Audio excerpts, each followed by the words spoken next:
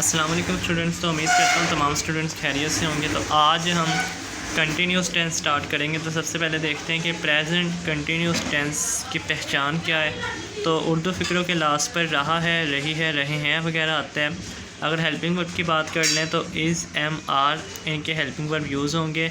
और एक बात और आपने इसमें याद रखनी है, जितने भी कंटिन्यूस के टेंस होंगे उसमें आपके पास वर्ब की फ़र्स्ट फॉर्म के साथ आईएनजी का इजाफा होगा। ठीक है, तो ये देखें इसका सीक्वेंस ऑफ सेंटेंस क्या होगा।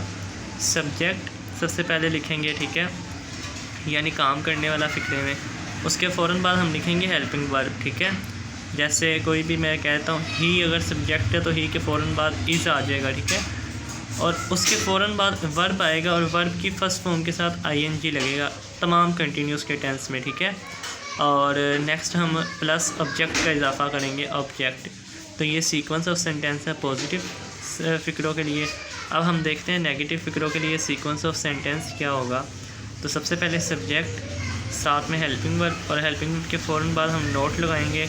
नोट के बाद हम वर्ब की फर्स्ट फॉर्म के साथ आईएनजी प्लस ऑब्जेक्ट। ठीक है, और फिर इंटेरोगेटिव की बात करें तो सबसे पहले हेल्पिंग वर्ब हम स्टार्ट में लेंगे उठा के, और उसके बाद सब्जेक्ट, फिर है वर्ब की फ़र्स्ट फॉर्म के साथ आईएनजी और फिर ऑब्जेक्ट। ठीक है, तो उसके बाद एग्जांपल्स देखते हैं। तो सबसे पहले एग्जांपल है कि अज़रा कपड़े धो रही है। ठीक है, तो इसकी अगर हम इंग्लिश करें तो अज़रा चूँकि सब्जेक्ट है तो सबसे पहले क्या आ जाएगा, अज़रा।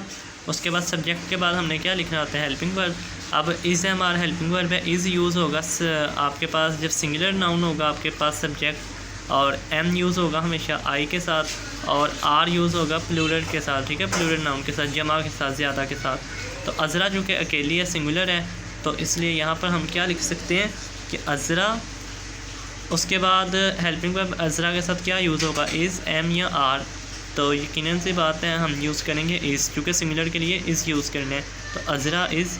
फिर उसके बाद आना है वर्ब की फ़र्स्ट फॉर्म। तो यहाँ पर धोने का काम हो रहा है, तो अज़रा इज़ वॉच, और आपको बताया वर्ब की फ़र्स्ट फॉर्म के साथ हमेशा क्या लगेगा, आईएनजी। तो अज़रा इज़ वॉचिंग हो जाएगा, आईएनजी वॉचिंग।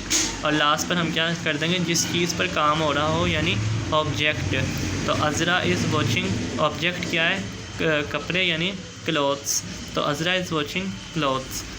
उसके बाद एक और एग्जांपल अगर देख लें तो मैं फ़ुटबॉल खेल रहा हूँ। तो मैं, आई के साथ हमेशा क्या लगेगा, एम।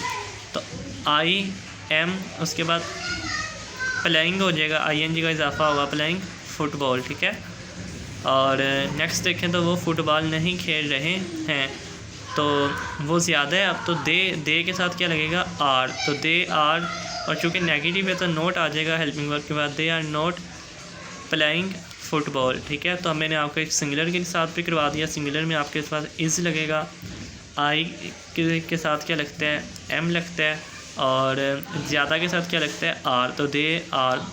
लास्ट एग्जांपल देखें, क्या हम फ़ुटबॉल खेल रहे हैं। तो इंटेरोगेटिव में क्या करते हैं कि सबसे पहले हेल्पिंग वर्ब स्टार्ट में ले आते हैं। हेल्पिंग वर्ब क्या लगेगा, ये हम ज़्यादा है, वही प्लूरल है। ठीक है, तो इसका मतलब आर लगना है, तो आर स्टार्ट में आ जाएगा, आर। उसके बाद सब्जेक्ट आ जाएगा, ठीक है, सीक्वेंस के मुताबिक, आर वही। उसके बाद क्या आएगा, वर्ब की फर्स्ट फॉर्म के साथ आईएनजी, तो आर वही प्लेइंग फ़ुटबॉल। ठीक है, तो उम्मीद करता हूँ ये आपको समझ आ गई होगी। आप कुछ सेंटेंसेस की, कुछ फ़िक्रात की खुद से अब प्रैक्टिस कीजिएगा। तो इसका फॉर्मूला दोबारा से देख लें। पहचान, लास्ट पे रहा, रही, रहे हैं वगैरह आता है। इसे हमारा हेल्पिंग वर्ब है, और सीक्वेंस ऑफ सेंटेंस आपको बता दिया। तो इसकी प्रैक्टिस कीजिएगा। नेक्स्ट वीडियो में हम पास्ट कंटिन्यूस देखेंगे। ठीक है, इंशाल्लाह। थैंक यू, अल्लाह हाफ़िज़।